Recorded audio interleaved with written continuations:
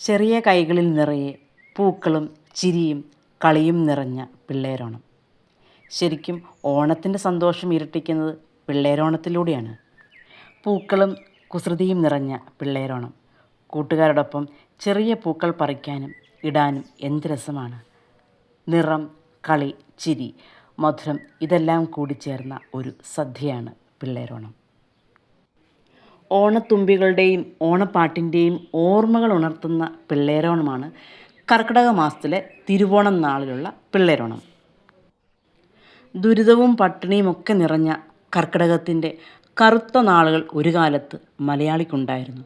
വിശപ്പടക്കി കർക്കിടക മഴയും ശപിച്ചുറങ്ങുന്ന ബാല്യങ്ങൾ കാത്തിരുന്നത് പിള്ളേരോണമാണ്. കർക്കിടക മാസത്തിലെ തിരുവോണം ചിങ്ങമാസത്തെ തിരുവോണത്തിന് ഏകദേശം 27 ദിവസം മുൻപാണ് ആഘോഷിക്കുന്നത്. ഗംഭീരമായ പൂക്കളൊന്നും ഇല്ലെങ്കിൽ പോലും ലളിതമായ രീതിയിൽ പൂക്കളിടും. ചരിത്രപരമായി കഠിനവും മഴക്കാലവുമായ കർക്കിടക മാസത്തിൽ കുട്ടികൾക്ക് സന്തോഷവും നല്ല ഭക്ഷണവും ഒക്കെ നൽകുന്നതിനുള്ള ഒരു മാർഗമായി കേരളത്തിൽ പിള്ളേരോണം വളരെയധികം വിലമതിക്കാറുണ്ട്.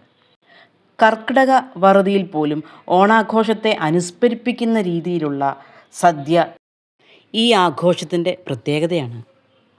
കൂടാതെ കുട്ടികൾക്ക് ഏറ്റവും പ്രിയങ്കരമായ ഉണ്ണിയപ്പം ഈ ദിനങ്ങളിൽ അമ്മമാർ തയ്യാറാക്കിയിരുന്നു.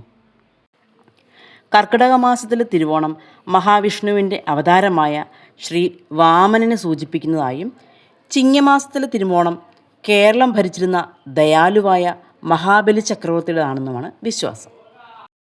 എല്ലാവർക്കും പിള്ളേരോണ ആശംസകൾ.